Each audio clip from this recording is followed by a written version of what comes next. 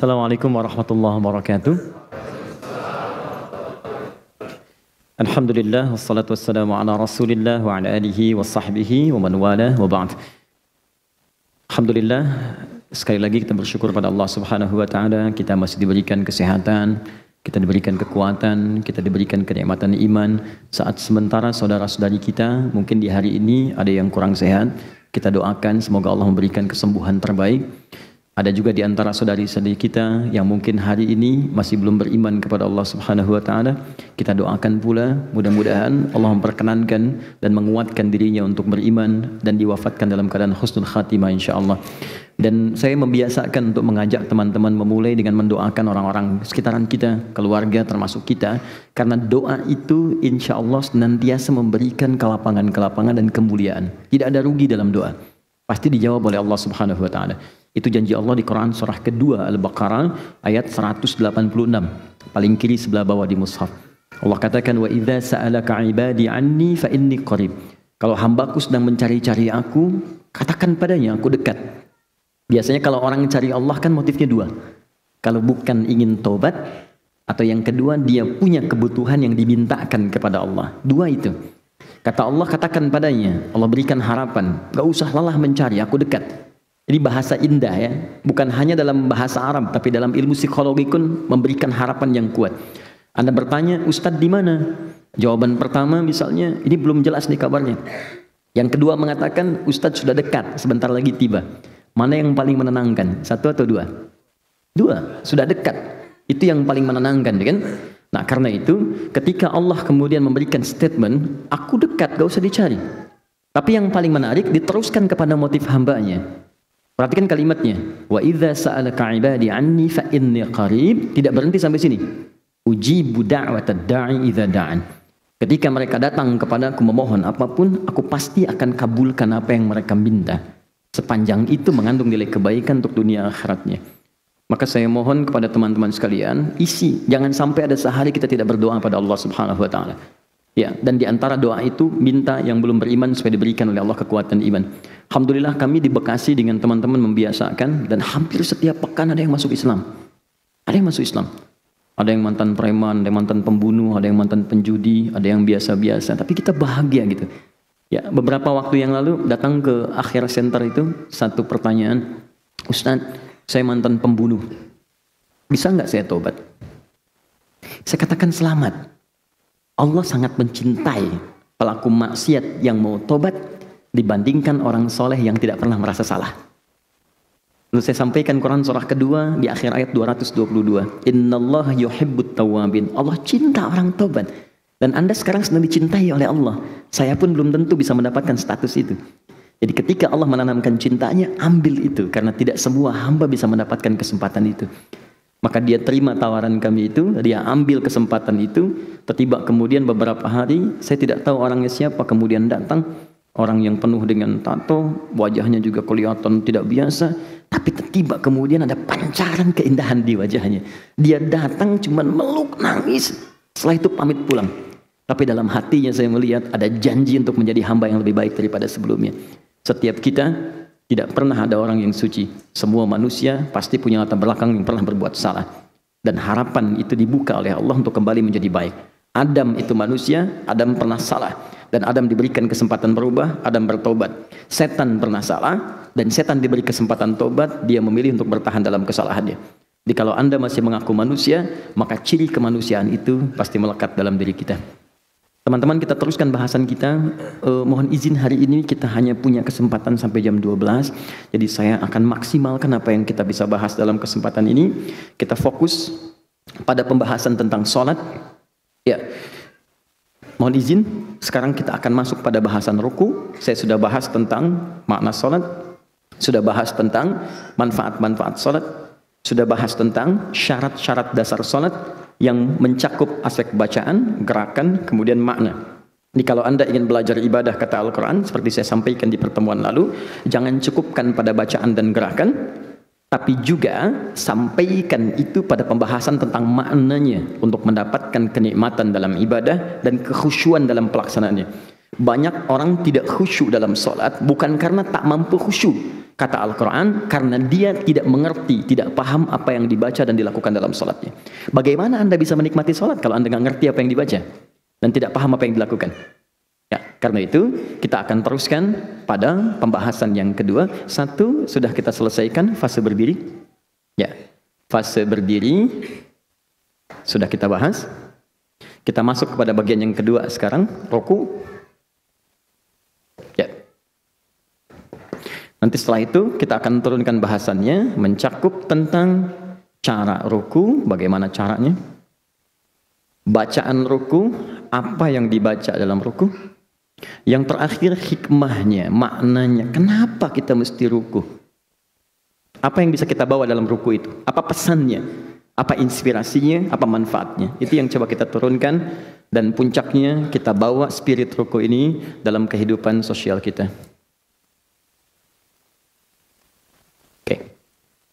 Jelas sampai sini?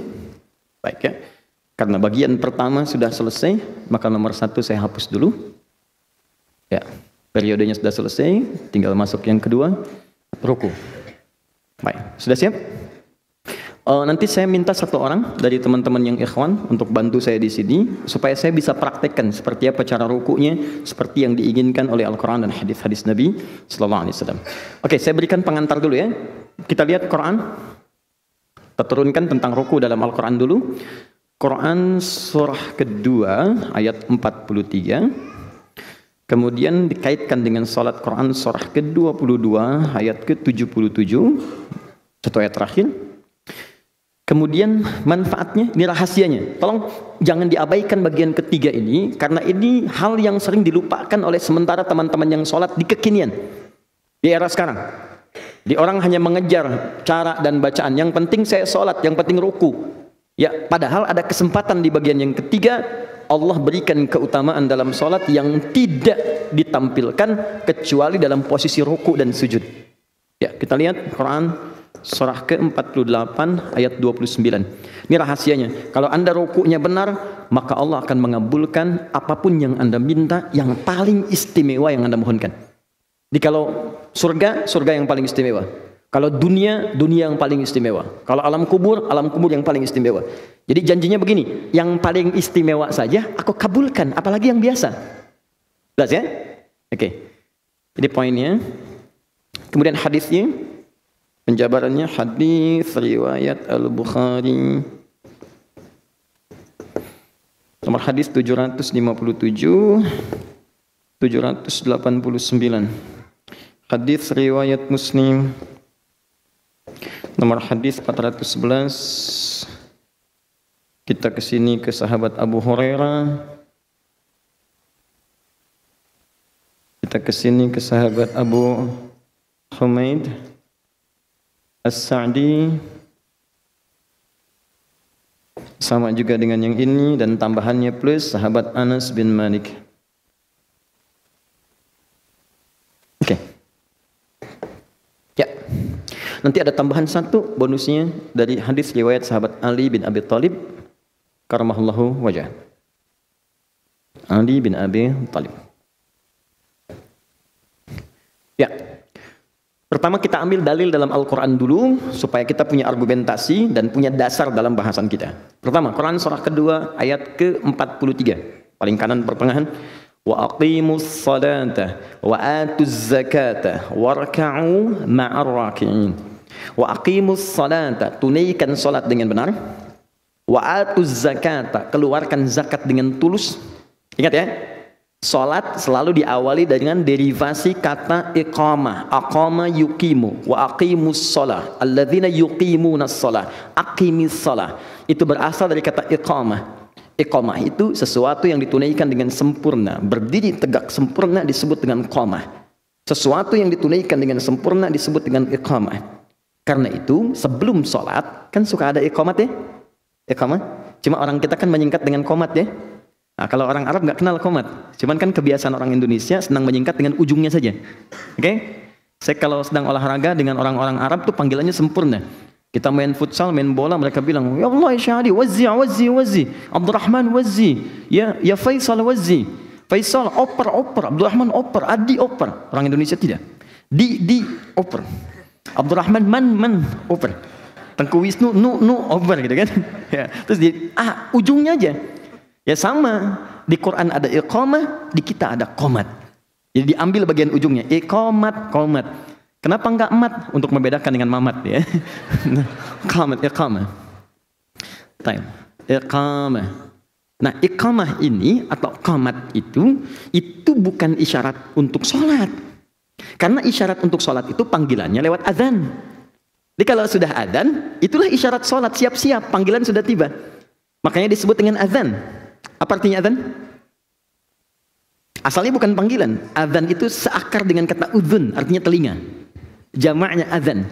Kenapa lafaz ini disebut dengan azan? Karena kalimat ini satu-satunya kalimat di bumi yang akan terus sampai kepada pendengaran manusia sepanjang dia masih punya pendengaran telinga. Dan ini satu-satunya lafaz yang terus berputar selama 24 jam. Silakan cek. Bintaro selesai azan, Tangerang azan. Tangerang selesai azan, terus sampai ke Banten azan. Putar terus. Saya waktu dulu di Timur Tengah, di Afrika Utara, Mesir selesai azan, Libya azan. Libya selesai, Tunisia azan. Tunis selesai, Maroko azan. Maroko azan, Aljazair azan. Terus sampai dengan ke Mediterania, ke Italia, ke Prancis, ke Spanyol.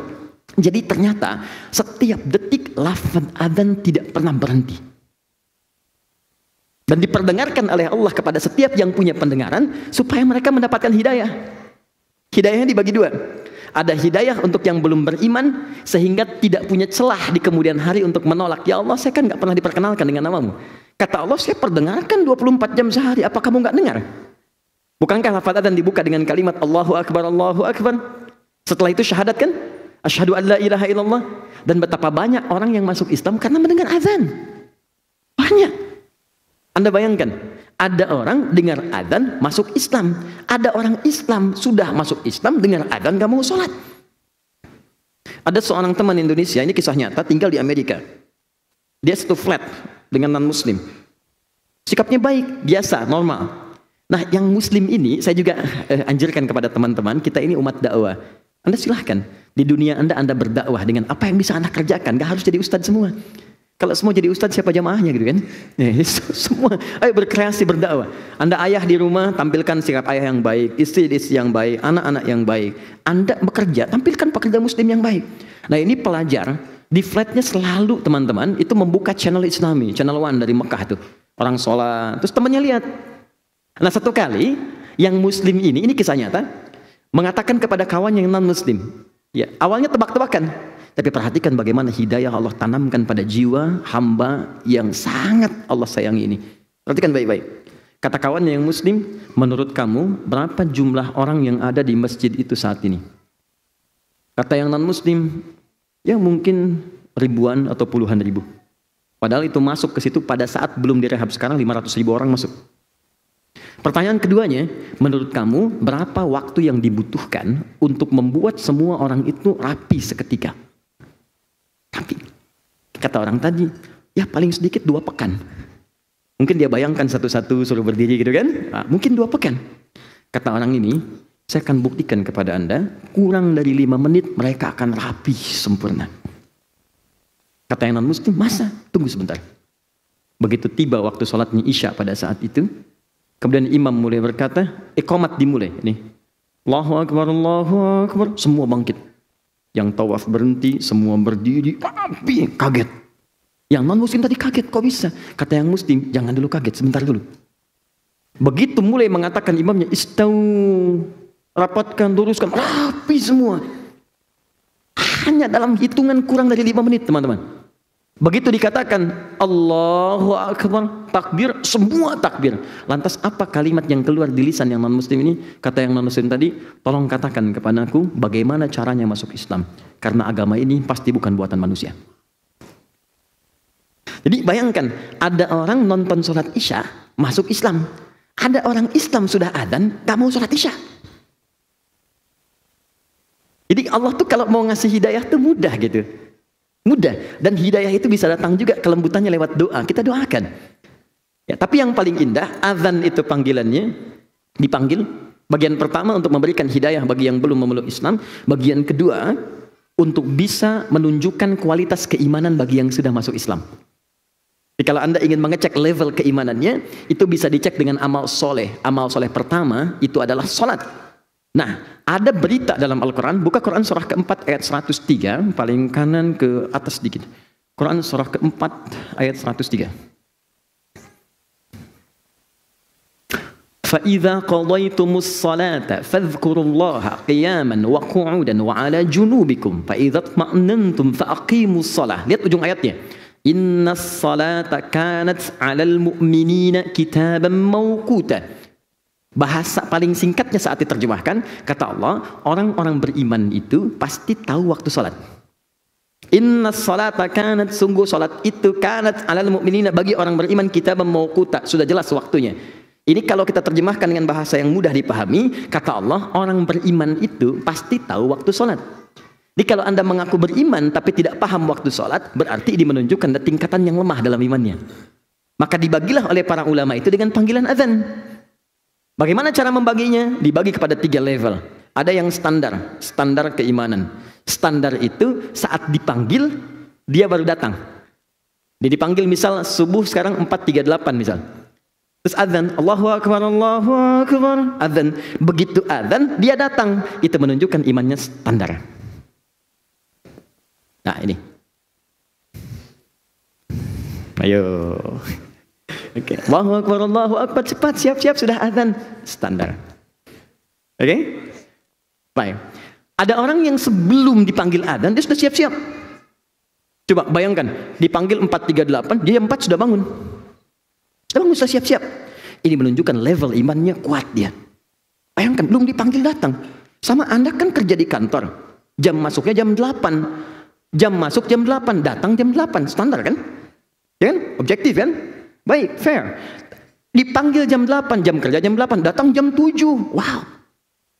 Ya, kuat kan? Hebat kan? Etosnya kuat ya? Sama, dipanggil 4.38. Datang jam 4. Ini orang hebat. Tapi kalau persoalannya dipanggil 4.38, datang jam 8.34. Dia baru bangun dan gak ingat sholat. Ya, dia cuma tahu skornya 3-1 misalnya kan. Begitu bangun 3-1, Muhammad Salah ngegolin kan. Nah, tapi maaf, untuk urusan sholat dia tidak paham. Ini menunjukkan imannya lemah. Nah, ini tiga-tiganya itu dirangkum oleh Al-Quran di Quran surah kedua ayat 152, paling kanan sebelah bawah di mushaf. Kata Allah, fadhkuruni adzkurkum. Ingat saya, maka aku pun akan mengingatmu. Bagaimana cara mengingat Allah? Di antaranya lewat ibadah, sholat, karena zikir itu di antara maknanya sholat. Quran surah ke-20 ayat ke-14. Wa aqimis sholata li dzikri, tunaikan salat sebagai zikir. Kata Allah, ingat saya, zikir kepada saya. Amalannya salat, dipanggil azan. Maka orang yang ingat Allah ketika dipanggil, misal Allah panggil Allahu Akbar, ingat dia. Maka Allah pun akan ingat kepada dia saat hamba itu memanggilnya. Feedbacknya begitu. Jadi kalau Anda misalnya berdoa nih, ya Allah, mohon. Anda biasanya dipanggil oleh Allah, baru respon. Maka Allah pun merespon Anda saat Anda memanggilnya. Kalau Anda nggak doa, Allah nggak perhatikan Anda. Tapi kalau Anda bisa datang misalnya, datang sebelum dipanggil. Panggil 4.38, datang jam 3.48, datang jam 4, datang jam 2. Maka Allah pun akan memanggil, memperhatikan Anda jauh sebelum Anda memanggilnya. Ada orang-orang yang hidupnya seakan tidak punya masalah. Padahal bukan tak punya masalah. Sebelum dihadapi, diringankan masalahnya oleh Allah sebelum dia memanggilnya. Ada yang begitu. Seperti Maryam. Quran surah ke-3 ayat 37, paling kiri sebelah bawah di mushaf. Ya, butuh pakaian, ada pakaian. Butuh makanan, ada makanan. Butuh buah-buahan, ada buah-buahan. Dan yang mengantarkan pamannya, Nabi Zakaria sampai kaget. Ini kan saya ngantar, kenapa setiap saya mau anterin sudah ada di situ? Dia ada level orang yang belum meminta, sudah ada gitu. Dan ada orang-orang yang meminta berkali-kali, Allah nggak respon. Allah mau jawab begini, kamu ini saya panggil datang telat. Sekarang berdoa pengen cepat dijawab. Kamu siapa? Maka pernyataan ini dikumpulkan di Quran surah kedua ayat 186 di ujung ayatnya. Falyastajibuli wal yu'minu bi. Kalau kamu pengen cepat dikabulkan doanya, maka kamu pun harus cepat menyeru apa yang aku mintakan. Aku minta kamu, engkau cepat. Engkau pun minta kepadaku, aku berikan cepat. Aku minta kamu, engkau lambat. Engkau minta padaku, pengen cepat. Engkau siapa? Jelas ya? Fair kan? Baik, ini bagian pertama. Itu yang disebut dengan azan. Nah, kalau kita sudah ingin tunaikan dengan sempurna, maka isyaratnya disebut dengan iqamah. Jadi kalau sudah iqamat tuh maksudnya, ayo yang khusyuk, siap-siap kita akan menghadap Allah. Mungkin ini sholat terakhir yang kita kerjakan. Siapkan diri kita, mungkin wafat dalam keadaan sholat. Kita tidak tahu bagaimana kita akan meninggal.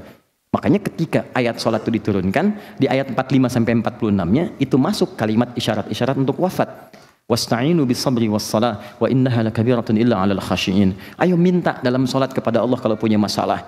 Tapi susah untuk khusyuk, kecuali bagi orang-orang yang mau khusyuk. Siapa mereka itu? Ayat 46-nya. Alladzina yadhunnuna annahum mulaqu rabbihim wa annahum ilaihi raji'un. Yaitu orang yang merasa sekarang akan berhadapan dengan Allah dan dia yakin boleh jadi mungkin ini salat terakhir yang dia kerjakan. Makanya jangan heran, pernah mendengar ini? Kalau ada imam sebelum salat suka berbalik, kan? Suka mengatakan begini, istaqimu, rapatkan, luruskan. Maaf teman-teman ya, saya ingin ingatkan, ada dalam fikih itu kalimat yang nggak boleh diterjemahkan, ada kalimat yang boleh diterjemahkan dengan bahasa lokal. Kalau kalimatnya boleh diterjemahkan, maka sampaikan dengan bahasa terjemahan boleh, supaya orang lebih paham.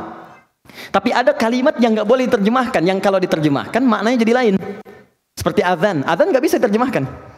Di Turki pernah pakai bahasa Turki, jadi nggak enak rasanya. Bayangkan kalau di Indonesia pakai bahasa daerah. Allahu Akbar, Allahu Akbar. Tuan gua gede, orang Betawi. Allahu Agung, orang Sunda. Nggak akan ketemu. Tapi ketika dibacakan dalam bahasa Arab itu indah gitu, nyaman, enak. Sama dengan surat Quran. Walaupun ada terjemahan, tapi saat baca Quran dan ngobrol dengan kawan itu nggak bisa pakai terjemahan. Akhi lagi baca surat apa? Semut, An-Naml. Kamu apa? Surat cewek, An-Nisa. Nggak bisa. Nggak bisa gitu. An-Nisa tetap An-Nisa, An-Naml tetap An-Naml, Al-Baqarah tetap Al-Baqarah. Ya, rasanya beda kan?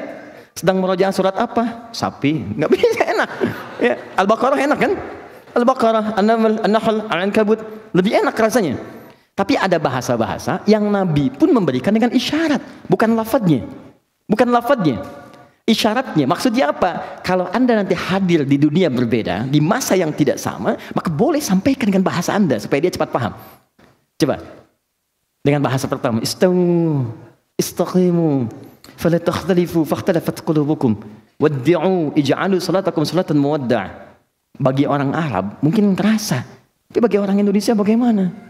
Sudah tahu, bukan? Tidak.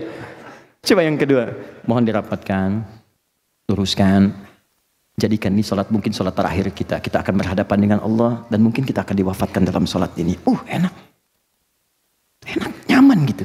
Jadi begitu terasa nyaman, itulah kemudian setelah itu disampaikan itu lewat iqamat. Allahu Akbar, siap-siap. Jelas di sini? Oke. Nah, teman-teman, selalu kata salat ini disandingkan dengan iman dibukanya. Alladzina yu'minuna bil ghaib wa yuqimunas sempurna. Kalau zakat dengan kalimat ita, wa atuz zakah, wa atuz zakah. Ita itu artinya tulus.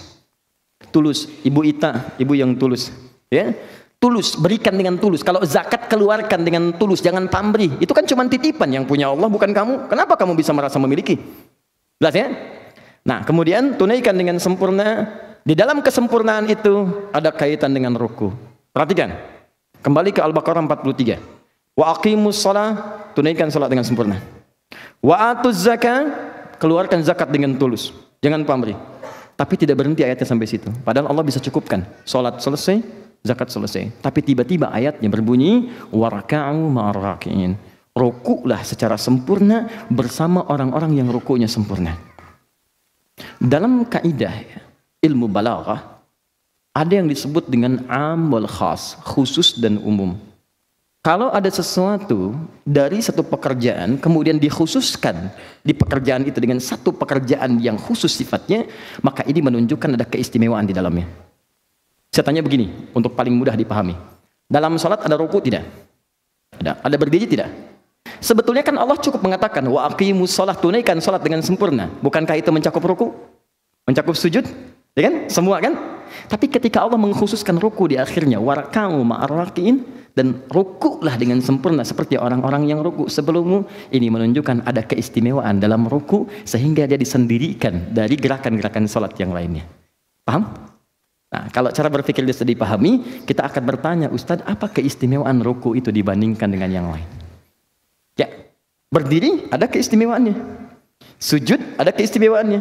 Duduk di antara dua sujud istimewa. Tapi kenapa ruku disendirikan di sini? Apa keistimewaan yang disebutkan dalam Al-Quran? Maka kita turunkan ke ayat selanjutnya. Pertama, ini penegasannya dulu. Quran surah 22 ayat 77. Oke? Ya ayyuhalladzina amanu. Kus. Hai orang-orang yang telah menyatakan beriman kepada Rabbmu. Beriman kepada Allah. Perhatikan kalimatnya. Pertama diminta sujud. Usjudu. Sujud. Kemudian ruku. Warka'u. Kemudian wa'budu rabbakum. Sembah Rabbmu. Waf'alul khaira. Berbuat baik. La'allakum tuflihun. Perhatikan baik-baik. Di sini Allah menyebutkan keutamaan ruku. Di sini menyandingkan ruku dengan kalimat wa'budu rabbakum. Wa'budu. Di sini ada ruku, kemudian ada sujud. Setelah itu wa'budu rabbakum. Wa'bud. Agak pelan-pelan saya terangkan supaya mudah dipahami. Wa'budu. Fokus. Ruku, sujud, sembah Rabbmu, u'budu. Nah, kalimat u'budu ini, teman-teman, tidak pernah disebutkan dalam Al-Quran, kecuali di antara maknanya bermakna sholat. Buka Quran surah ke-20, ayat ke-14. Innani anallahu, kata Allah, saya Allah. La ilaha illa ana. Nggak ada Tuhan yang wajib disembah dan dipertuhankan kecuali saya. Fa'budni, fa'budni. Sembah saya, fa'budni, u'bud. Nih. Kalau bentuknya jamak, u'budu ini. Fa'budu, u'bud itu tunggal, fa'budu itu jamak bentuknya. Karena itu ketika kita menyembahnya kita katakan di pertemuan lalu, iyyaka na'budu. Masih ingat? Iyyaka na'budu. Nah, kalimat iyyaka na'budu bukankah diucapkan dalam salat? Ya, karena itu setiap ada kalimat u'budu, u'budu, u'budu, u'budni, itu makna pertamanya salat.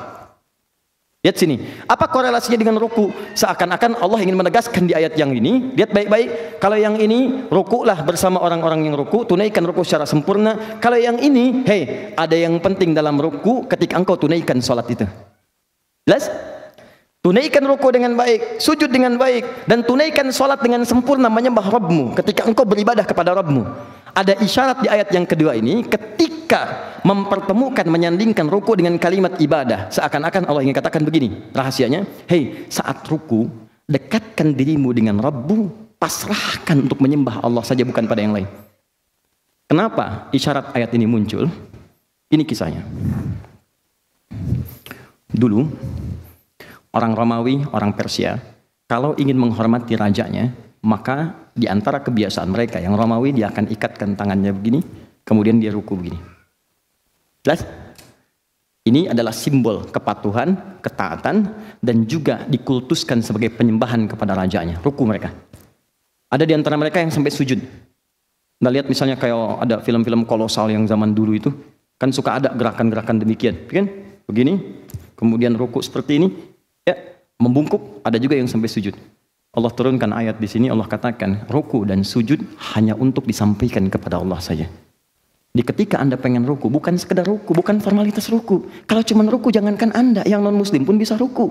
Yang Romawi sudah ruku, yang Persia sudah sujud, anak-anak kecil juga bisa. Yang saya inginkan di ruku itu adalah kepasrahanmu saat ruku dan engkau sedang berhadapan denganku. Hadirkan kepasrahan luar biasa, hadirkan penyembahan yang mutlak seakan-akan kau merasa berhadapan denganku. Di rahasia pertama diminta kita ruku, warka'u ma'arakin, Al-Baqarah 43. Rahasia yang kedua, saat kamu ruku, jangan sembarang ruku. Kamu mesti beda dengan yang Romawi, mesti lain dari yang Persia, mesti lain dengan yang anak-anak kecil. Saat ruku itu, hadirkan kepasrahan penyembahan kepada Rabbmu. Karena itu kalimatnya berbunyi, wa'budu rabbakum. Setelah ruku, sujud, wa'budu rabbakum. Itulah diantara perbuatan yang terbaik. Waf'alul khaira la'allakum tuflihun. Kerjakan yang baik, sholat yang baik, ruku yang baik, sedekah dan sebagainya. Tapi yang paling mulia ketika engkau bisa ruku dengan hebat dan pasrah kepada Allah. Paham? 3. Paham? Alhamdulillah. Sekarang kita tanya, ya Allah, kalau saya bisa ruku seperti itu, saya pasrah, saya menyembah dengan baik, apa yang saya dapatkan? Awas, ini nggak main-main ya. Saat ayat ini turun, itu pernah Nabi rukunya sepanjang berdirinya. Berdirinya Nabi itu dalam rakaat pertama itu paling minimal itu 100 ayat Al-Baqarah ukurannya. Okay. Ahli surga ya, ahli surga dijamin surga, akhlak yang mulia, dipuji oleh Al-Quran. Disebutkan dalam Al-Bukhari nomor hadis 2008 paling kanan sebelah bawah di kitabnya dari Sayyidah Aisyah ya, di ketika 3 orang sahabat, Abdullah bin Mas'ud radhiyallahu taala anhu, kemudian ada Hudzaifah al-Yamani radhiyallahu taala anhu, dan Ubay bin Ka'ab radhiyallahu taala anhu, ja'u ila Sayyidati Aisyah, datang kepada Sayyidah Aisyah bertanya tentang sifat salat Nabi sallallahu alaihi wasallam. Kata Sayyidah Aisyah, ringkas kalimatnya, Allahu akbar. Kata Sayyidah Aisyah, la tas'alu an husnihinna wa tulihinna. Tolonglah jangan ditanya bagus dan panjangnya. Susah diikutin. Susah diikutin. Saya berikan bocoran rakaatnya saja. Tapi kalau mengikutinya susah, penasaran beliau-beliau ini, besok-besoknya ikut sholat di belakang Nabi untuk mendapatkan kekhusyuannya. Jadi kata para ulama, boleh sholat tahajud berjamaah kalau ingin mendapatkan nilai kekhusyuan dari imam yang mungkin baik, atau mengajarkan misalnya jamaah atau anak bagaimana pentingnya tahajud. Tentang mengajarkan ini ada di hadis riwayat Abu Daud nomor hadis 1369, riwayat sahabat Ibnu Abbas radhiyallahu taala anhu. Abu Daud 1369, riwayat Ibnu Abbas. Abu Daud nama aslinya adalah Sulaiman dari Sijistan, dikenal dengan Sulaiman As-Sijistani. Hafal 500.000 hadis dengan sanadnya, dengan matannya. Di orang-orangnya sampai ke Nabi hafal 500.000 hadis. Ya. Sehingga Ibnu Qayyim Al-Jauziyah rahimahullah mengatakan begini, kalau dulu ada Nabi Daud bisa melunakkan besi dengan tangannya, maka ini Abu Daud bisa melunakkan hadis dengan lisannya. Maka sejak saat itu dikenal dengan nama Abu Daud. Oke, Ibnu Abbas meriwayatkan, pernah saya tinggal di rumah Sayyidah Maimunah. Sayyidah Maimunah itu di antara istri Nabi yang rumahnya di depan Jabal Qubais. Saya boleh hapus ini? Boleh? Alhamdulillah. Tinggal boleh saja. Alhamdulillah. Semoga Allah ampuni dosa-dosa kita semua. Alhamdulillah. Lihat sini. Ini Jabal Qubais di sebelah sini. Ini Istana Raja. Ini Zam-Zam sini. Lurus sini, belok ke sebelah kanan. Ini pos security-nya. CCTV yang ngadap ke sini yang warna putih. Kemudian sini ada Gate Ismail. Di sini kemudian pintu 26. Pintu 27, nah ini. Di sini ada Babun Nabi. Bab An-Nabi. Di sini ada bab Ali, di sini ada babus salam. Bab Nabi ini yang sekarang ada jembatan di atas. Teman-teman yang baru umrah, kan ada jembatannya dari istana ke sini tuh. Nah itu persis di bawahnya itu dulu rumahnya Sayyidah Maimunah. Di situ Nabi pernah sholat 2 rakaat sebelum peristiwa Isra Mi'raj. Sholat kemudian baru berangkat. Di situ pula Ibnu Abbas itu pernah tinggal di sini saat Nabi itu bermalam di sini. Ikut tinggal di sini, malam-malamnya ngelihat kebiasaan Nabi bangun, bagaimana cara bangunnya. Sampai setelah bangun ikut sholat tahajud. Sholat di belakang Nabi, begitu sholat ditarik oleh Nabi sehingga safnya sejajar. Berdua sholat.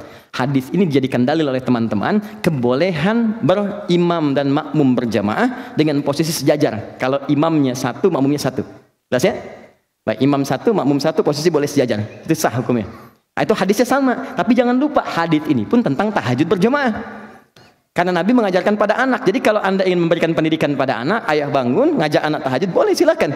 Jangan biarkan sendiri-sendiri. Atau yang kedua, untuk mendapatkan kenikmatan sholat. Seperti sahabat bermakmum di belakang Nabi. Kata Hudzaifah, tidak ada sholat paling indah kecuali sholat di belakang Nabi. Jadi begitu membaca tentang surga, Nabi berhenti. Minta supaya umatnya ke surga. Begitu berhenti di ayat neraka, Nabi bermohon supaya umat dibebaskan dari neraka. Lama gitu minta, lama. Ya. Yang paling menarik, besoknya Abdullah bin Mas'ud ikutan. Ya. Ternyata tanpa terasa, kata Hudzaifah, 100 ayat baru ruku. Kata Abdullah bin Mas'ud, saya ikut. Saya kira 100 ayat itu ruku.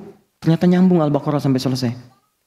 Saya kira akan ruku. Ternyata nyambung Ali Imran 200 ayat sampai tuntas. Saya kira di sini akan ruku, sudah siap-siap. Ternyata nyambung An-Nisa 176. 5 juz 4 halaman. Setelah itu baru ruku. Ya, besoknya mereka tidak ikutan lagi.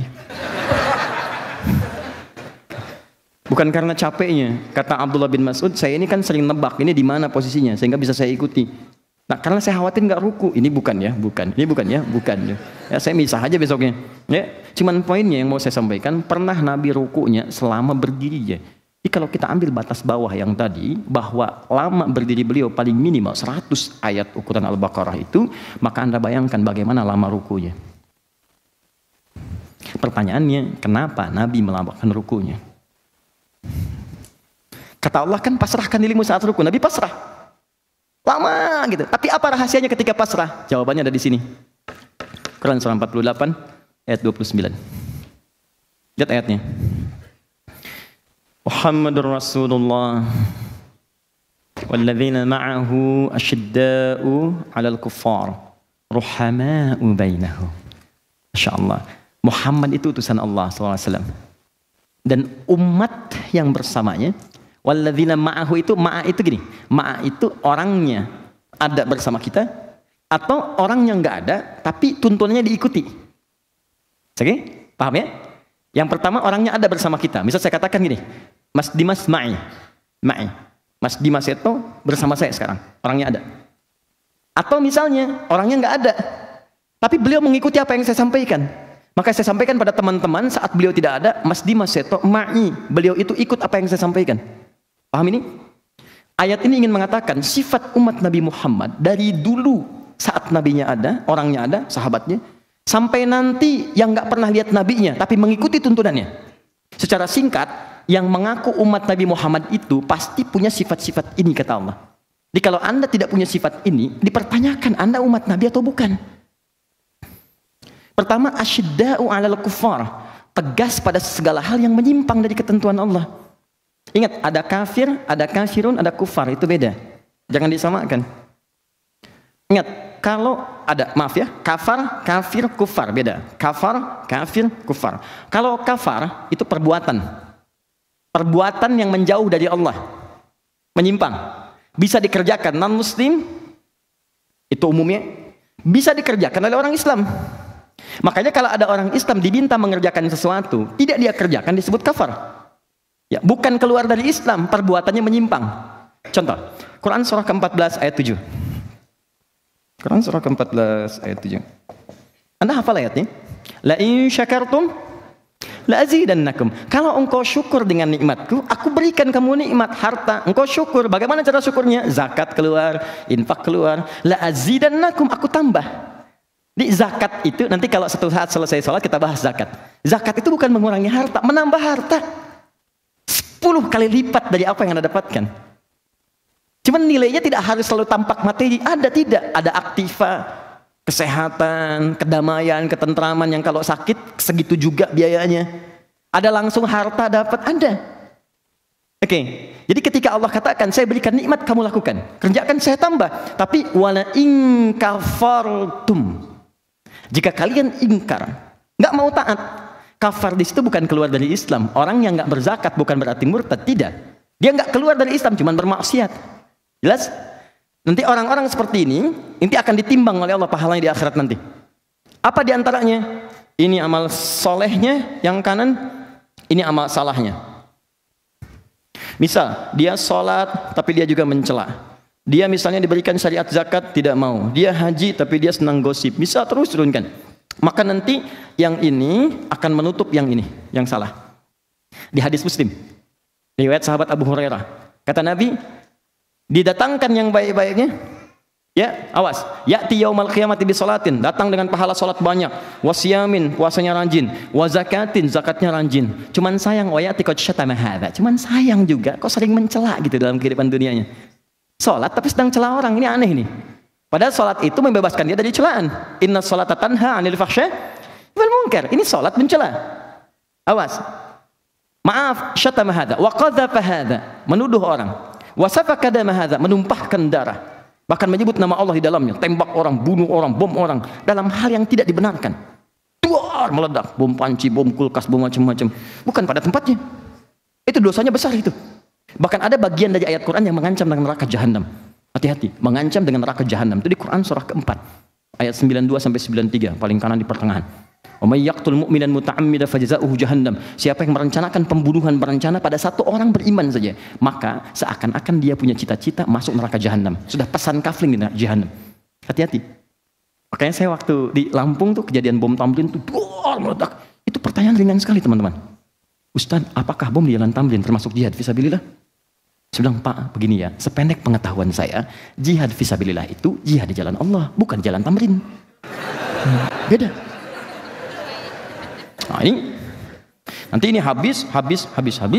Fa in faniyat hasanatuhu, kalau habis nih kebaikannya, tersisa yang jeleknya. Ya, jadi ini sholatnya udah hilang pahalanya, zakat hilang, ini hilang. Ini tersisa satu aja. Ya, pernah suudzon pada orang misalnya, belum minta maaf. Misal, maka diambillah dia, dilemparkan ke neraka. Nerakanya neraka yang paling ringan, tapi seringan-ringannya neraka juga. Nah, ketika dimasukkan itu, kalimatnya disebut kafar. Banyak yang masuk, jamannya kafaru. Turunlah Quran surah keempat ayat 56. Paling kanan sebelah atas. Quran surah 4 ayat 56. Innalladzina kafaru biayatina. Orang-orang yang kafar tuh.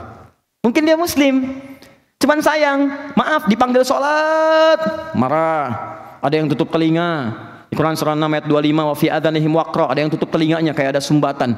Khatamallahu ala qulubihim wa ala sam'ihim. Tertutup telinganya, nutup. Ini suara apa sih?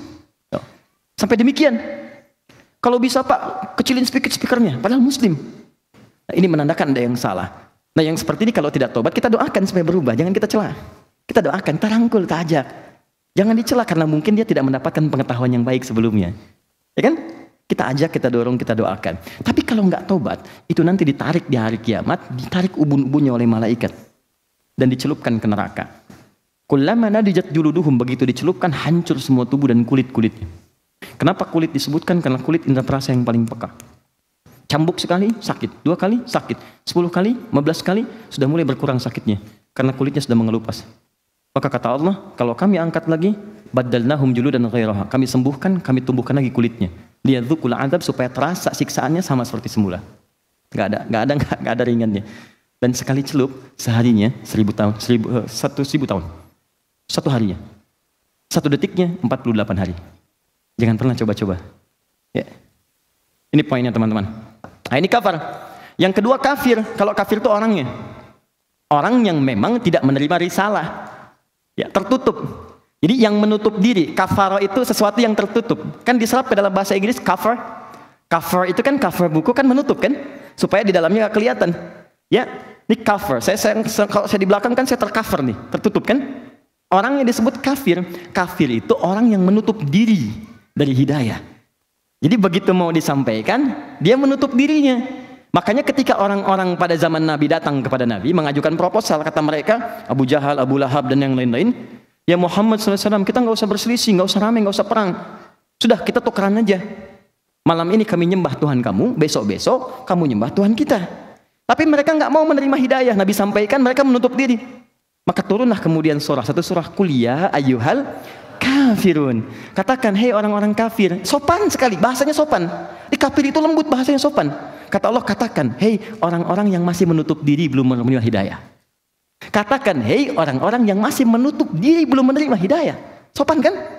Halus. Saking halusnya Abu Jahal nggak marah. Pernah dengar cerita ketika turun surat Al-Kafirun, Abu Jahal marah. Apa? Jangan panggil saya kafir. Nggak ada. Oke? Nggak. Saya ingin tempatkan sesuatu sesuai dengan tempatnya. Banyak orang keliru memahami ini sehingga maknanya tidak sampai pada dirinya. Dan dia marah bukan pada tempatnya.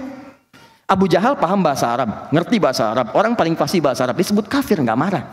Kenapa orang sekarang nggak paham bahasa Arab, nggak ngerti bahasa Arab, baca juga? Kenapa mesti marah? Karena belum tahu isinya. Jelas ya? Pak, jadi ada tempat-tempatnya di sini yang harus kita kemudian sesuaikan dalam kehidupan.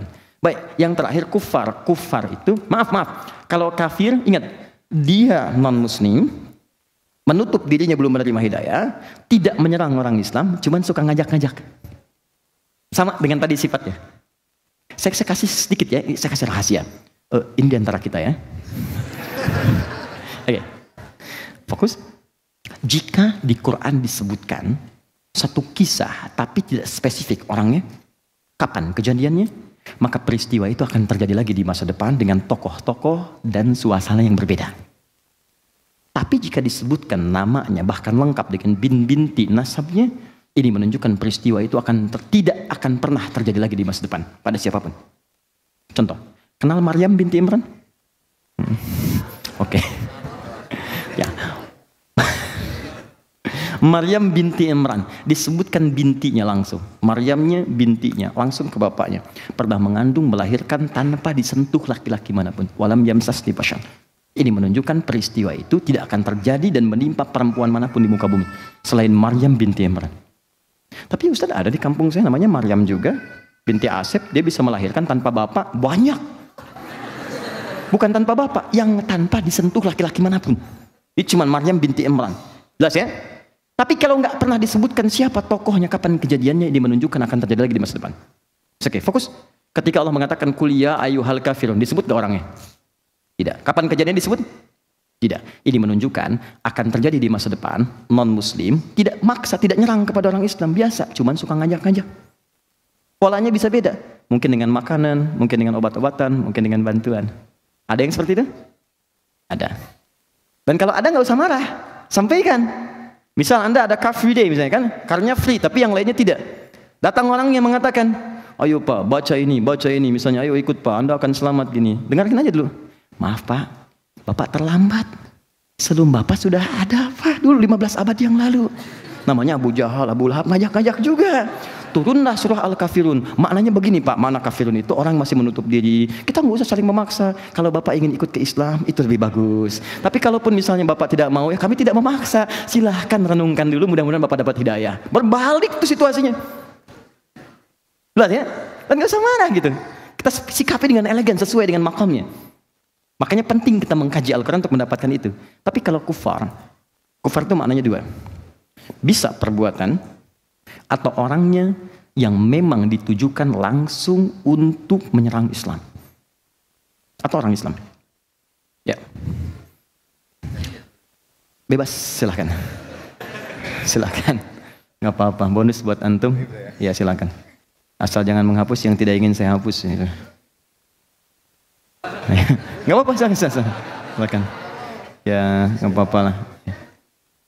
Silahkan. Silakan.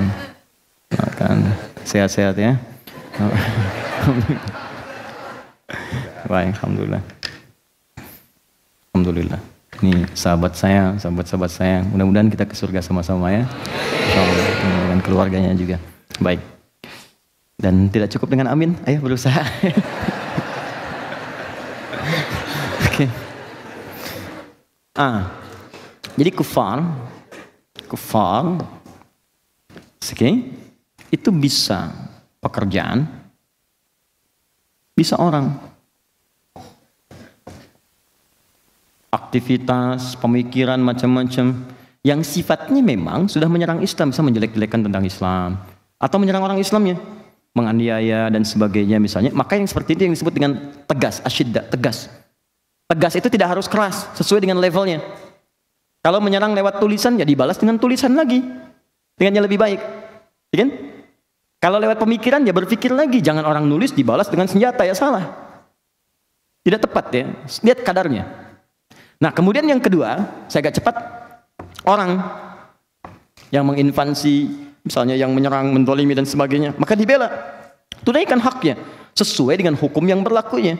Sampaikan proses misalnya di rahimnya ada satu hal misalnya pembantaian, pembunuhan, kita kemudian membela dengan apa? Sampaikan ke dunia internasional, terapkan hukum-hukum. Ayo, makanya mesti kuat, orang Islam mesti kuat gitu, negaranya mesti kuat. Kalau tidak ya bagaimana kita bisa memberikan aspirasi ke depannya? Jelas ya? Nah, dan itu pun akan sangat bermanfaat dalam kehidupan. Tidak pernah ada orang Islam tinggal di negara manapun kecuali memberikan kontribusi pada negaranya. Saya kemarin kedatangan utusan dari Bea Cukai, datang kepala-kepalanya, bukan kepalanya aja, maksudnya di top manajemennya datang, ya pelaksana seniornya, kita duduk diskusi. Saya bilang, Pak, saya senang Anda datang dan silahkan apa yang bisa saya bantu kita susun. Dan ini adalah di antara bakti saya kepada bangsa. Jadi kalau baik, bangsa terbawa baik. Ini pengabdian saya pada bangsa, jadi nggak akan pernah berpisah Islam dengan kemakmuran bangsa. Jadi teman-teman juga demikian. Ini poinnya. Sudah, kita kembalikan ke ruku karena waktu kita terbatas. Nah setelah itu tiba-tiba begini, Muhammadur Rasulullah walladzina ma'ahu asyidda'u 'alal kufar ruhama'u bainahum, sayang dengan sesamanya, baik sifatnya. Dia jangan terbalik, kepada yang keras disayang-sayang, kepada teman sendiri kemudian penuh perselisihan. Ini saya tuh bingung sih, kenapa sih, karena urusan dunia jadi ribut gitu. Tuh sampai kaget anak nangis, kenapa gitu. Ya saya nggak apa-apa ya, sabar ya, maafkan papa. Teman-teman lihat baik-baik. Ini kan karena urusan dunia, hubungan persaudaraan jadi pecah, keluarga jadi berantakan dan sebagainya. Untuk apa yang yang didapatkan gitu. Dan menariknya sesama muslim juga untuk apa? Jadi ini poin pertama, tolong diingat baik-baik. Kadang-kadang yang paling aneh itu, kata Nabi, orang yang belajar itu imannya menguat, pengetahuannya meningkat, dan akhlaknya itu juga baik, lebih sayang kepada yang lain. Jadi kadang saya bingung, ikut ngaji tapi setelah itu juga senang mencaci.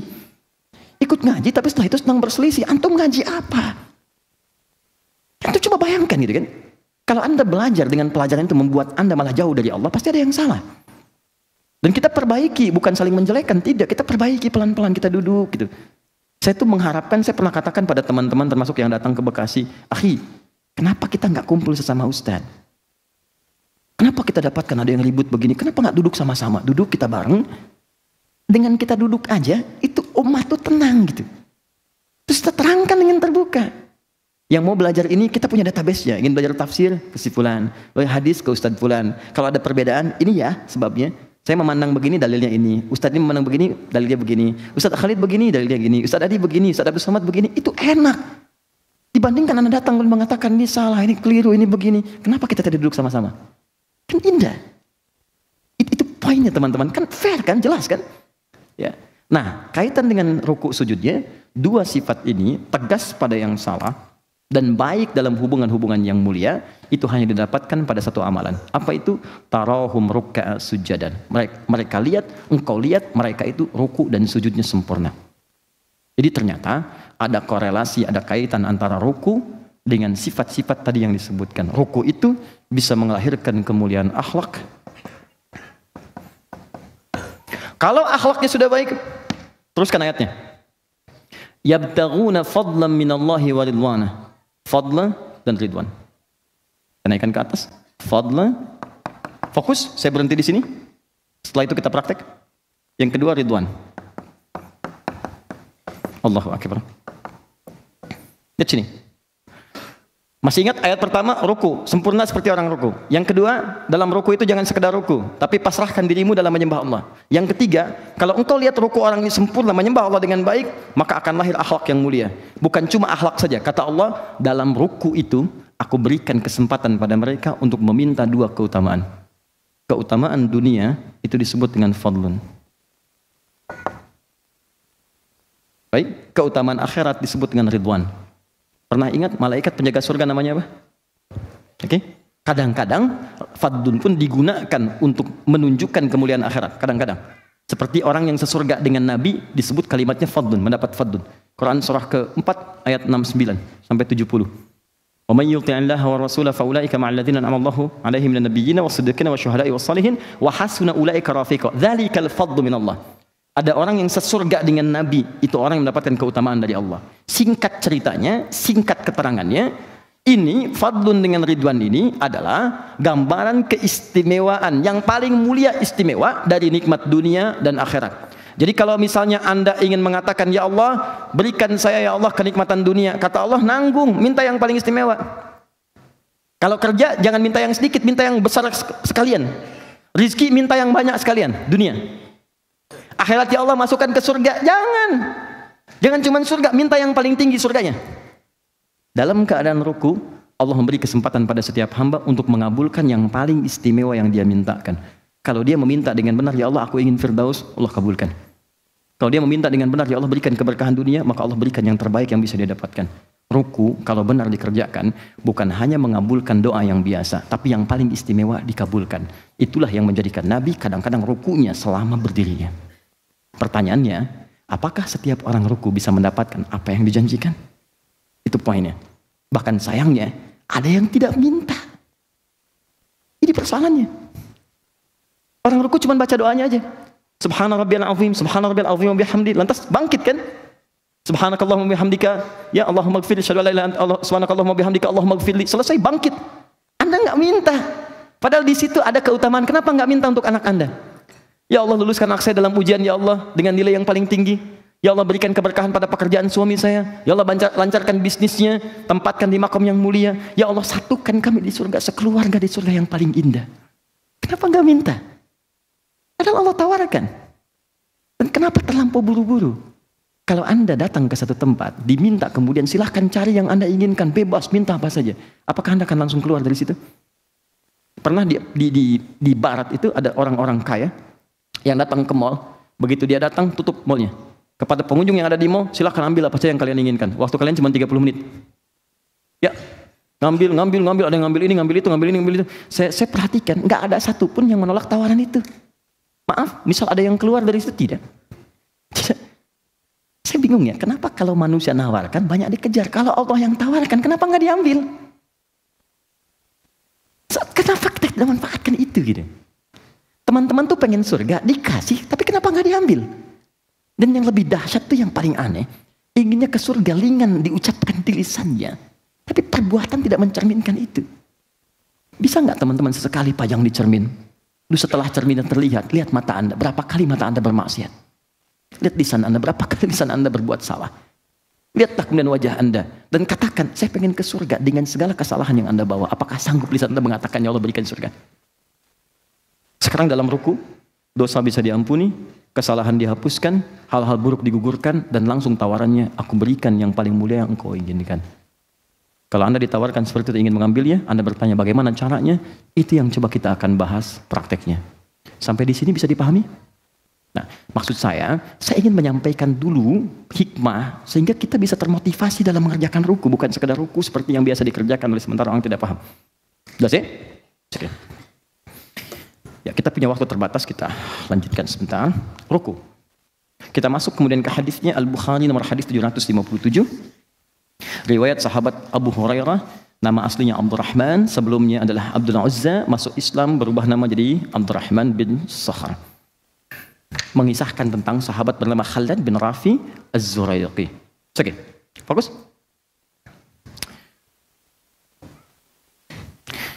Falyarka fala taqum min ruku'ika hatta tatma'inna raki'an.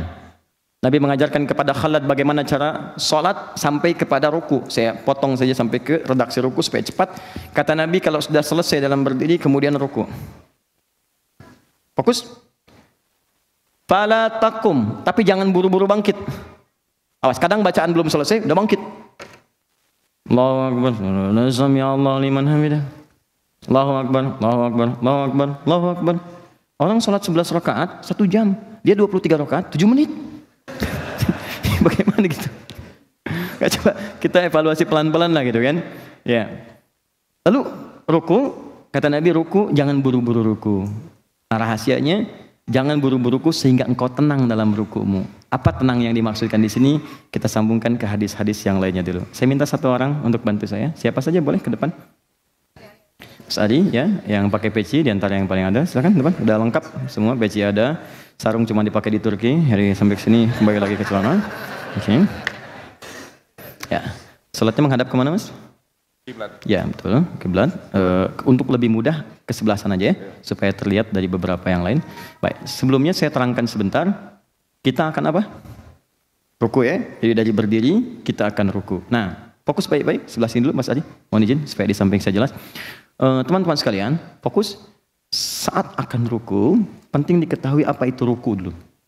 Ya, ruku itu seakar dengan kata rakaatun, rakaat. Ruku. Bukan sekadar bungkuk, tapi secara fikih seakar dengan kata rakaat. Artinya, kalau sudah dapat ruku, dapat 1 rakaat. Contoh, ini imam depan, saya makmum. Ya. Atau misalnya, Mas satu lagi, siapa? Boleh maju? Apa-apa? Maju aja. Mudah-mudahan yang maju masuk surga. Ya. Setelah saya, insya Allah, ya Mas. Ya. Alhamdulillah. Nah. Ini tahan dulu sebentar, tahan. Ini ruku Mas, ruku, Allahu Akbar, tahan. Nah ini ruku, ini datang, terlambat. Mas Buke, nah tiba-tiba datang. Datang? Pertanyaan pertama saya, kenapa Anda terlambat? Yang lain bisa tepat waktu, sedang sholat. Nah, jawab nanti sajalah. Nah ini ruku kan, sedang ruku, ini datang. Nah, saat ini datang, maka perhatikan hadisnya, ju'ilat innama ju'ilal imamu liyutamma bi. Imam itu jadikan untuk diikuti. Awas, fa idza raka'a falyarka. Kalau imam sudah ruku kita datang, maka langsung ruku. Ya, enggak usah baca yang lain-lain lagi. Takbir, takbir. Allahu Akbar, langsung ruku. Jelas ya? Jangan baca iftitah lagi, tidak perlu baca Al-Fatihah lagi. Karena hadis yang mengatakan qiraatul imam qiraatul makmum. Orang yang mendapati imamnya ruku, maka bacaan imam sudah mewakili bacaan makmumnya. Kecuali kalau imamnya masih berdiri, izin, mulai. Terus imam masih di awal, ya, maka posisi sebelah kanan. Supaya benar. Imam masih memulai, ini masih memulai, maka ini bisa diikuti. Jadi ini baca Al-Fatihah, ini baca Al-Fatihah makmumnya. Jelas ya? Karena bagian dari rukun salat Al-Fatihah kita bacakan. Kalau bisa diikuti, makanya imam kalau bisa jangan cepat-cepat bacaannya, berikan jeda. Bismillahirrahmanirrahim. Jeda, ikuti Bismillahirrahmanirrahim. Alhamdulillahirabbil alamin. Ikuti terus. Atau berikan jeda di akhir. Ghairil maghdubi alaihim waladdallin. Amin. Jeda sebentar. Berikan kesempatan walaupun cuma 3 ayat sampai Ar-Rahmanir-Rahim. Karena surat terpendek dalam Al-Quran itu 3 ayat. Al-Kautsar. Inna a'tainakal kautsar. Fasholli rabbika wanhar. Inna syani'aka huwal. Kalau sudah baca 3 ayat cukup. Tapi kalau imamnya sudah ruku, ini takbir langsung ruku. Jelas? Nah, kalau ini ikut ruku berarti sudah dapat 1 rakaat. Ya? Jelas ya? Tidak pakai tidak. Dapat 1 rakaat. Jadi begitu ini diikuti, ruku, dia sudah mendapatkan 1 rakaat. Misal, sholatnya subuh. Begitu sholat subuh, imam ruku. Ini langsung ruku. Nah, ini sudah mendapatkan 1 rakaat. Jadi jangan menambah lagi, jangan terlampau soleh. Ya. Jadi kalau sudah selesai, imam salam, ini ikut salam. Ya ingat, ini keterangan Nabi, sahabat mengerjakan, ulama mengerjakan. Antum Nabi bukan, sahabat bukan, ulama bukan. Jelas ya? Paham sampai sini? Baik. Antum silakan istirahat. Ya, antum di sini aja, persoalan kita belum selesai. Nah, sini dulu. Ya, tahan. Yuk kita mulai. Kalau sudah paham, ruku sama dengan rakaat, dapat 1 rakaat. Sekarang kita mulai teknis fikihnya. Ruku, posisi membungkuk dalam salat. Ada sebelah sini Mas? Kita sepakat tadi kiblatnya ke sana. Ya, takbir dulu. Sini, bismillah. Ya, kita belajar sama-sama. Silakan. Takbir dulu. Allahu Akbar. Takbir dulu. Gak usah ketawa, ulangi. Nah, ruku. Mana takbirnya? Nggak apa-apa. Ruku, silakan. Nah, sekarang kita lihat. Perhatikan. Wa idza raka'a, jika beliau akan ruku, fakabbar, maka beliau mengucapkan takbir Allahu Akbar. 1. Nah, ini takbir ini disebut dengan takbir intikal, takbir perpindahan. Jadi kalau imam sudah bacakan takbir, makmum pindah. Ya, jadi isyaratnya lebih kepada bacaan imamnya. Jadi kalau imam sudah katakan Allahu Akbar, pindah. Ya, jangan lihat fokus pada gerakan imamnya. Ini jadi persoalan nanti. Kalau lihat gerakan imam, jadi kacau sholatnya. Kalau patokan gerakan, saf pertama ngelihat, saf kedua kan tidak. Yang paling bahaya, kalau ini misalnya sudah sepuh. Taruhlah imam misalnya 85 tahun, misal. Ya, seperti inilah gitu kan. Nah, makmum di belakang masih muda. Perhatikan, begitu mau ruku, kan nggak langsung ruku. Takbir. 85 tahun. Turun. Nah, kan pelan-pelan kan? Nggak mungkin begini.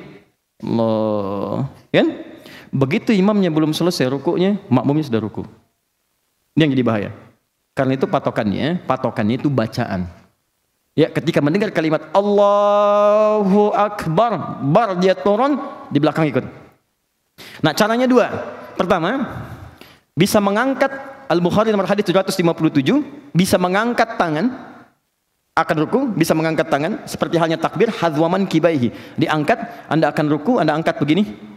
Ya, jadi begini posisi akan ruku. Allahu Akbar, angkat. Mengangkat ini boleh sejajar dengan bahu di sini. Boleh sejajar dengan daun telinga di sini, an-nasai. Ya, di sini. Boleh di sini, boleh di sini. Mana yang paling nyaman? Jelas ya? Disilahkan Anda bisa mengangkat tangan, Allahu Akbar, atau tangan tidak diangkat pun tidak ada masalah. Yang penting takbirnya keluar kalimatnya. Jelas ya? Tapi yang paling umum, riwayat-riwayat yang paling banyak itu dengan mengangkat tangan. Ya, sehingga para ulama lebih kemudian memprioritaskan mengangkat tangan dibandingkan yang mursal, irsal begini. Jelas ya? Baik. Allahu Akbar, ruku. Anda ke sini, Mas. Nah. Pelan-pelan kita mulai dari punggung sampai dengan kepala. 789 masih di Al-Bukhari sama dengan hadis Muslim nomor hadis 411 ditambahkan dengan keterangan sahabat Ali bin Abi Thalib. Perhatikan baik-baik. Saat Nabi ruku itu, perhatikan kalimatnya supaya lebih mudah saya gunakan bahasa Indonesia, maka punggungnya sejajar lurus sampai dengan bagian kepalanya, lurus. Mohon maaf saya ini kan. Saya mulai dari punggung dulu ya. Ini. Kata sahabat Ali bin Abi Thalib, sampai-sampai saking lurusnya, kalau ditaruh satu bejana yang dituangkan air di atasnya, itu tidak tumpah. Tuh, ini sempurna Mas. Pertahankan ya. Sempurna. Bagus. Ya, tahan sebentar ya. Saya jelaskan dulu sampai kita selesai baru teman lagi. Nah ini. Ya. Jadi kalau ditaruh misalnya gelas, dituangkan, itu lurus. Nah ini bagus nih, segini Mas ya. Begini, tahan sebentar. Nah, ini satu. Jadi punggung dari bagian belakang sampai ke ujung ini lurus. Hati-hati, nanti saya terangkan dari sisi kesehatannya. Dan bisa diluruskan kalau Anda dokter ingin meralat, saya perkenankan. Jangan kalah sama sapi.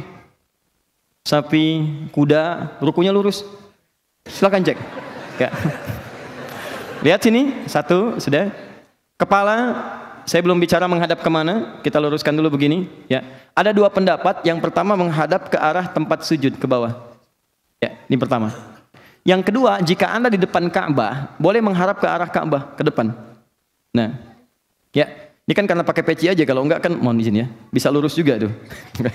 Baik, ini ke sini ya, enggak harus berlebihan. Nah, sini ya. Mohon izin, maaf. Semoga Allah muliakan antum. Jelas ya?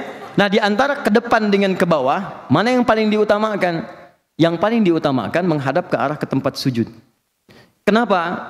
Karena ketika Anda menghadap ke bawah, itu umumnya pemandangan akan sama semua tempat sujud. Kan ini fokusnya penghambaan. Ketika seorang menghamba ke bawah kan? Yang kedua, ketika seorang menghadap ke depan, persoalannya, kadang-kadang yang dilihat itu bisa beda-beda, banyak pemandangan. Ka'bah ada tulisan, ada warna, ada orang. Nah, bisa terjadi seperti ini. Nih. Tuh, nengok kanan, nengok kiri gitu kan. Nah, ini jadi persoalan. Jelas ya? Ya kita fokuskan. Lihat sini. Sudah, ini sudah selesai.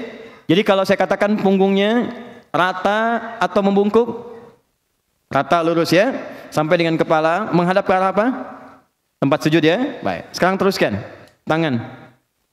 Telapak tangan diletakkan tepat di lutut. Mana lutut? Kepala, pundak, lutut, kaki. Ya. Fokus. Lihat sini.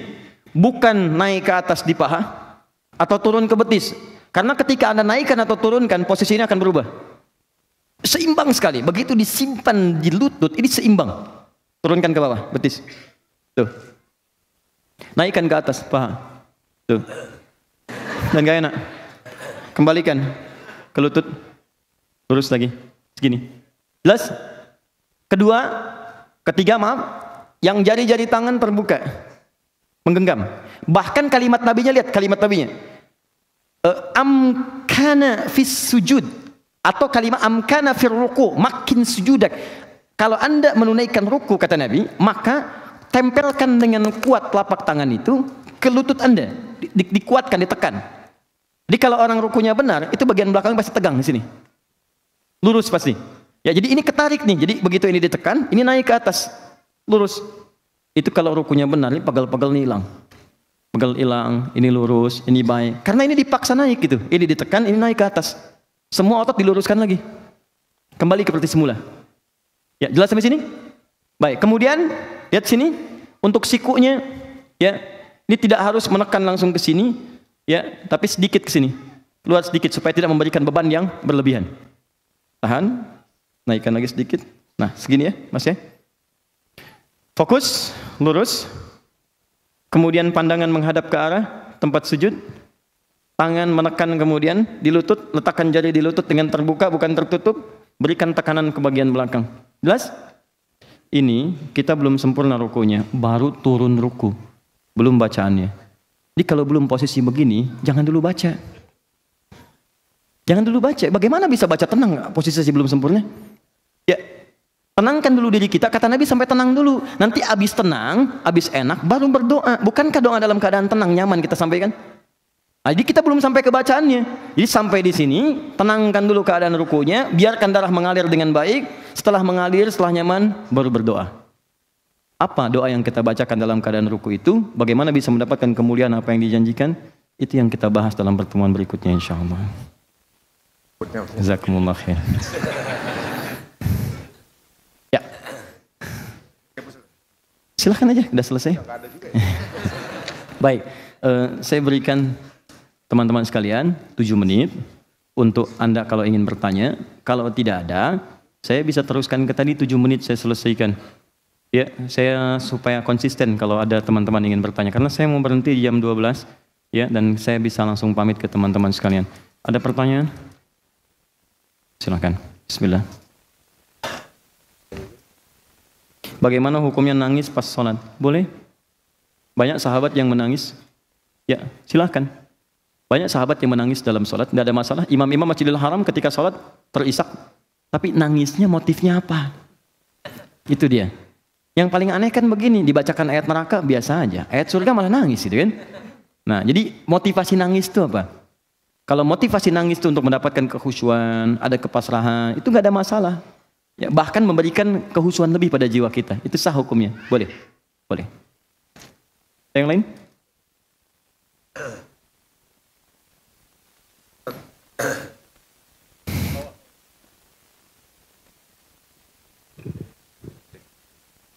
Cek. Kita tadi yang kebetulan yang dijelaskan tadi kan, saya juga pernah ngalamin kan. Waktu orang ruku, saya ruku juga tapi saya tambah 1 rakaat lagi kan. Ya. Itu sah nggak? Kalau tidak tahu dianggap sah salatnya. Kalau tidak tahu dianggap sah salatnya. Apa dalilnya? Buka Quran surah kedua Al-Baqarah ayat 143, paling kiri di pertengahan. Ya, wa ma kana Allahu liyudhi'a imanakum. Allah tidak akan menyia-nyiakan seseorang yang salat dia tunaikan walaupun pada awalnya nggak tahu tentang apa yang ia kerjakan. Ayat ini turun Quran surah kedua ayat 143 ya sampai dengan 144 sampai peristiwa yang turun. Jadi begini, awal mula salat itu dia menghadap ke arah Baitul Maqdis di Palestina. Ya, sekarang ke Al-Aqsa yang sekarang. Itu sampai 17 bulan, setahun 5 bulan. Keterangannya ditemukan di kitabnya Ibnu Katsir, Tafsir Quranul Azim, halaman 251, paling kanan sebelah bawah. Itu menghadap ke arah Masjid Al-Aqsa, sampai kemudian Nabi sering berdoa. Ya Allah, karena sering diejek oleh orang Yahudi. Muhammad gak punya kiblat, Muhammad ngadapnya ke kiblat kita, ke Baitul Maqdis, diejek. Karena sering diejek, Nabi minta, ya Allah tunjukkan kepada mereka kiblat yang paling mulia. Nomor 1 yang paling mulia itu kan Ka'bah. Dan Yahudi tahu. Mereka tahu kiblat yang paling mulia itu Ka'bah. Mereka minta, cuma tetap gak dikasih oleh Allah. Tiba-tiba kemudian turunlah Quran surah kedua ayat 144. Qad nara taqalluba wajhika fis sama' falanuwalliyannaka qiblatan tardaha fawalli wajhaka syatral masjidil haram. Ya, mulai saat ini Muhammad kami sering lihat engkau menghadapkan wajahmu ke langit, minta supaya kiblat diarahkan ke Masjid Al-Haram, ke Ka'bah. Maka mulai saat ini hadapkanlah ke kiblat yang kau inginkan itu. Allah kasih yang lebih baik daripada Yahudi. Maka dapatlah itu. Pertanyaannya, beliau kan sedang sholat itu di kediamannya Ummul Bashar yang sekarang jadi Masjid Kiblatain. Sementara yang tinggal di masjid di Madinah itu nggak tahu kejadian itu. Mereka sudah sholat juga. Konon turunnya di waktu sholat zuhur, antara zuhur ke asar. Turun.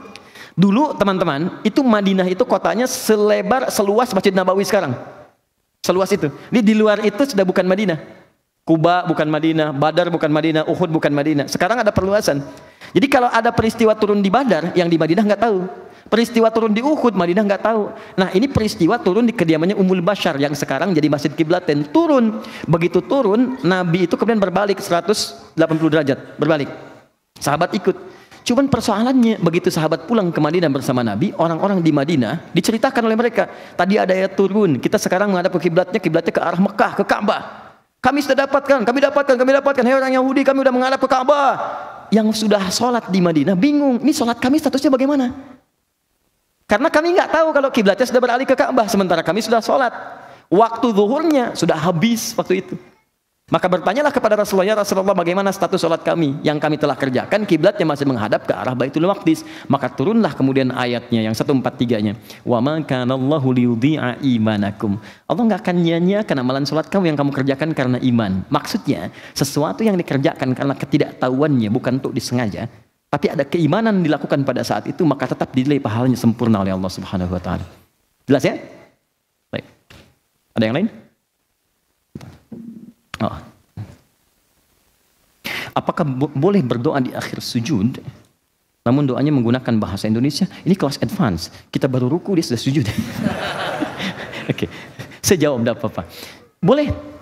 Hadisnya dari Ibnu Abbas radhiyallahu taala anhuma, Innama aqrabal 'abdu min rabbih wa huwa sajid. Keadaan terdekat antara Rabbul Alamin, Allah dengan hambanya saat sujud. Fa aktsirud du'a, maka perbanyak doa.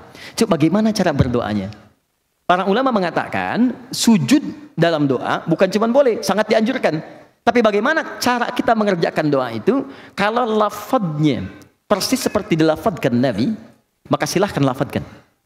Boleh. Subhana rabbiyal a'la, subhana rabbiyal a'la wa bihamdi, subhanakallahumma bihamdika allahumma ighfirli. Minta Allahumma ij'al fi lisani nura wa fi 'aini nura wa fi sam'i nura wa fi qalbi nura. Silakan. Tapi kalau permintaannya tidak dilafadzkan oleh Nabi atau situasinya beda yang dialami di zaman Nabi, doa untuk suami, doa untuk anak lulus ujian, doa untuk macam-macam, maka kata para ulama tidak perlu dilafadzkan sehingga tidak mengeluarkan kalimat baru yang bukan dimaksudkan dalam bacaan salat yang dituntun oleh Nabi.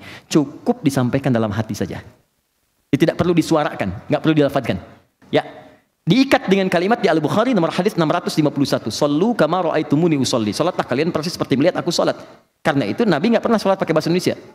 Jelas ya? Atau bahasa-bahasa lokal yang lainnya. Dia cukup ucapkan kalimat-kalimatnya, lalu setelah itu baru di hati kita hadirkan apa yang ingin kita mintakan. Nanti saat masuk sujud saya bahas dengan detail. Jelas ya? Teman-teman, kenapa ini saya hentikan dulu bacaan? Karena saya tidak biasa menerangkan cuman sekedar ini doanya begini. Itu ada makna semuanya. Di subhana rabbiyal azim wa bihamdi, kenapa pakai azim? Kenapa pakai subhan? Kenapa pakai wa bihamdi?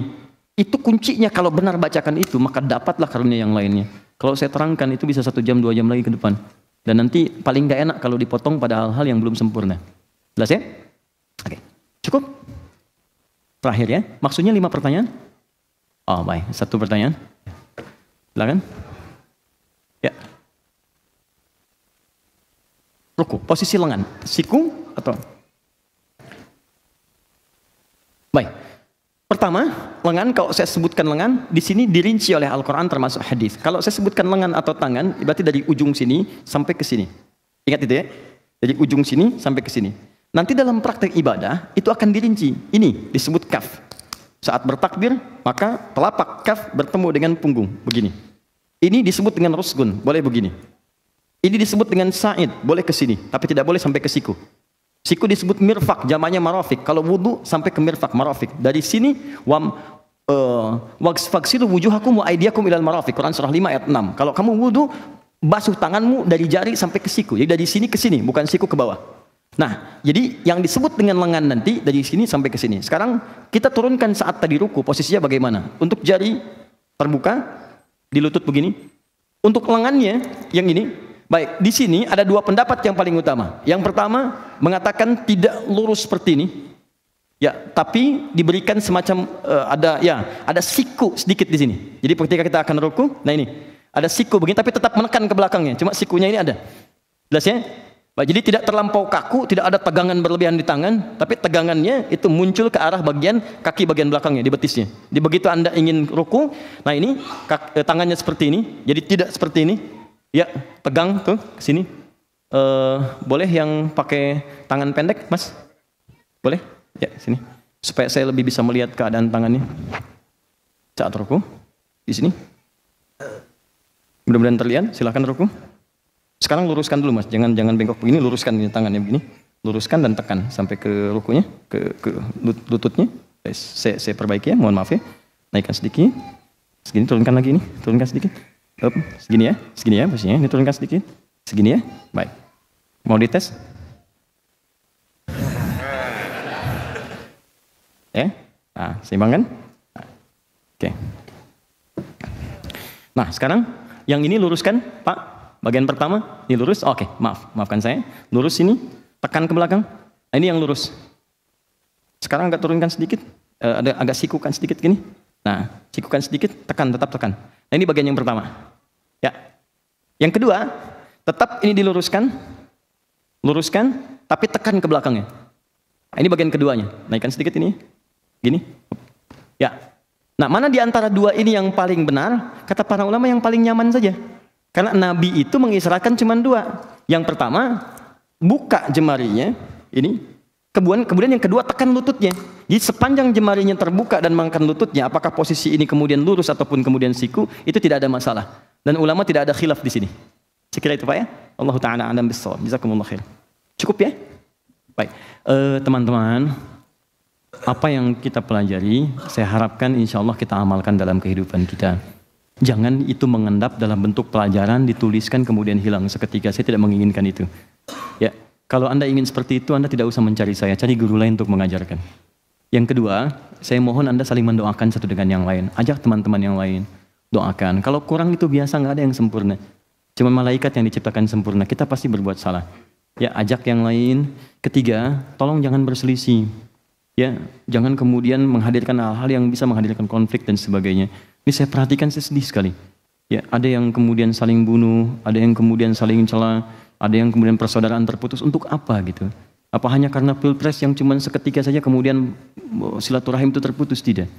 Ya, kita hargai setiap orang punya pilihan masing-masing, tapi tetap kita kemudian hadirkan ukhuwah kebersamaan dan mudah-mudahan semuanya masuk surga insya Allah. Ya, baik. Saya kira itu yang saya sampaikan dan saya terbuka kalau Anda ingin ada masukan silahkan sampaikan pada saya dan saya dengan senang hati akan menangisi apa yang kurang yang mungkin pernah saya lakukan.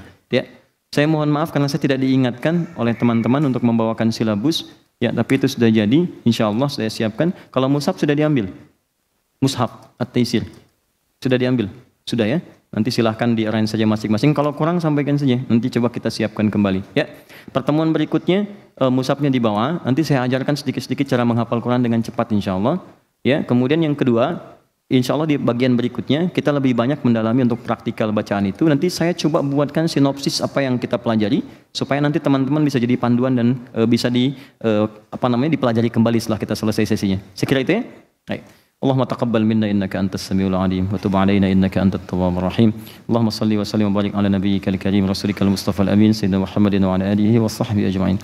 Allahumma rabbana la tada' lana fi maqamina hadza wa fi kulli maqamin dhanban illa ghafarta.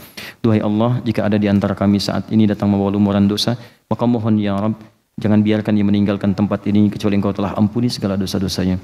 Allahumma wala hamman illa farajta. Jika ada di antara kami datang membawa kegelisahan, jangan biarkan dia meninggalkan tempat ini kecuali Engkau telah tenangkan keadaan hatinya. Allahumma wala asiran illa yassarta. Jika ada yang datang ke tempat ini membawa kesulitan dalam hidupnya, di rumah tangganya, pekerjaannya, kehidupan sosialnya, mohon jangan biarkan dia meninggalkan tempat ini kecuali Engkau telah ringankan beban kehidupannya, Engkau mudahkan segala urusannya. Allahumma la maridhan illa syafaita. Duhai Allah, jika ada di antara kami, keluarga kami, kerabat kami yang tengah Engkau uji dengan penyakit seberat apapun, dengan ketulusan amalnya maka mohon angkat dan sembuhkan segala penyakitnya. Allahumma hdina ya Allah wa alif qulubana wa wahidna fi suffika ya arhamar rahimin. Ya Allah, berikan kami petunjuk yang dengan petunjuk itu kami istiqamah dalam beribadah kepadamu. Satukan kami dalam cinta-cinta dan kebaikan. Jauhkan kami dari sifat-sifat yang tidak Engkau sukai. Ya Allah, bimbing kami supaya lebih dekat denganmu di keluarga kami, kerabat kami. Mohon satukan kami ya Allah di dunia dan akrabkan kami saat di akhirat. Allahumma alhiqna bis salihin ma'al ladzina amta alaihim minan nabiyyin was-siddiqin wasyuhada'i was-salihin wa hasuna ulaika rafiqa. Ya Allah, kami merindukan pertemuan dengan Rasulullah Nabi Muhammad sallallahu alaihi wasallam.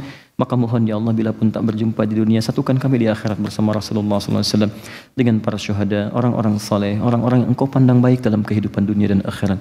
Allahumma ya arhamar rahimin, ummahatina ya Allah, ibunda-ibunda kami. Allahumma arhamhunna ya Allah. Ya Allah, berikan rahmat kepada ibu-ibu kami, para ibunda kami, sayangi mereka ya Allah. Ya Allah, bayar tuntas segala letihnya dalam melahirkan kami, memberikan ASI pada kami, mendidik kami. Ampuni dosa kami ya Allah yang belum mampu membahagiakan ibunda kami sampai dengan saat ini. Allahumma aba'ana ya Allah, ayah-ayah kami ya Allah yang mereka bekerja keras untuk kesuksesan kami. Ampuni dosa-dosa kami yang belum mampu membahagiakan ayah kami ya Allah. Tubna ilaika ya arhamar rahimin min kullil ma'asi. Kami mohon ampun dari setiap maksiat yang kami kerjakan ya arhamar rahimin. Allahumma abna'ana ya Allah, anak-anak kami yang Kau titipkan kepada kami. Ampuni dosa-dosa kami yang membuat mereka bermaksiat kepadamu ya Allah. Ampuni karena kesibukan kami, kelalaian kami tidak mampu mendekatkan mereka beribadah kepadamu ya arhamar rahimin. Allahumma la tab'ad anna. Ya Allah, jangan menjauh dari kami. Qaribna ila ridhak, dekatkan kami dengan ridhamu ya arhamar rahimin, di pekerjaan kami, di aktivitas kami, dan bimbing kami untuk selalu dekat dalam rahmatmu ya arhamar rahimin. Allahumma rabbana atina fid dunya hasanah fil akhirati hasanah wa qina adzabannar. Tawaffana muslimin husnul khatimah. Ya Allah, berikan segala kebaikan dunia, kemuliaan akhirat, jauhkan kami dari ancaman neraka dan wafatkan kami dalam keadaan husnul khatimah. Allahumma qawwi lisanana kulla kalimat at-tauhid la ilaha illallah. Ya Allah, mohon dalam sakaratul maut nanti jikalau kami akan wafat, ringankan lisan kami, kuatkan untuk mengucapkan kalimat la ilaha illallah. Wajib lana ya Allah bi kalimatika ya ayyatuhan nafsul mutmainnah irji'i ila rabbika radiyatan mardiyah fadkhuli fi ibadi wadkhuli jannati. Ya Allah, mohon jawab ya Allah saat kami mengucapkan kalimat tauhid dengan kalimat wahai jiwa-jiwa yang tenang. Hei jiwa-jiwa yang tenang, cepat pulang. Aku sudah merindukanmu. Aku ridha dengan amalmu, engkau pun akan ridha dengan pemberianku. Engkau jadi hambaku dan aku siapkan surga untukmu. Allahumma bifadlika subhana rabbika rabbil izzati amma yasifun. Wassalamun alal mursalin. Wa akhiru da'wana anilhamdulillahi rabbil alamin. Demikian teman-teman, maafkan saya dan semoga Allah menerima apa yang telah kita kerjakan. Terima kasih, berjumpa dalam kesempatan yang lain. Saya mohon maaf, saya tidak tahu apakah bulan Mei nanti saya bisa mengajar sesinya atau tidak, karena itu sesi saya akan melahirkan di awal Mei. Jadi mungkin nanti saya kalau tidak sempat datang, saya coba berikan materi-materinya untuk dipelajari, sehingga pelajaran tetap berlangsung insya Allah. Kalau saya sempat datang nanti, mudah-mudahan kita bisa meneruskan dan mudah-mudahan Allah memberikan ridho kepada kita semua. Dan terakhir, nanti saya titipkan materi khusus kurikulum Nabi saat Ramadan. Jadi apa yang Nabi kerjakan saat Ramadan nanti saya titipkan, teman-teman nanti bisa sebarkan. Nanti teman-teman tinggal bikin peta ke Ramadan, fokus pada amalan-amalan itu saja yang telah dicontohkan. Saya kira itu. Assalamualaikum warahmatullahi wabarakatuh.